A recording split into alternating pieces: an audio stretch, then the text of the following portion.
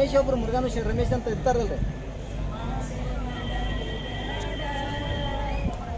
ಹಾಂ ಅವ್ರು ಕರ್ಕೊಂಡ್ಬರ್ರಿ. ನಮ್ಮ ಶಿವಪ್ಪ ನಮ್ಮ ಇನ್ನೊಬ್ರು ರಮೇಶ್ ಮುರುಘಾನು ಅಂತೇಳಿ ನಮ್ಮ ಹುಡುಗಿರು ಬರ್ತೇವಲ್ಲ.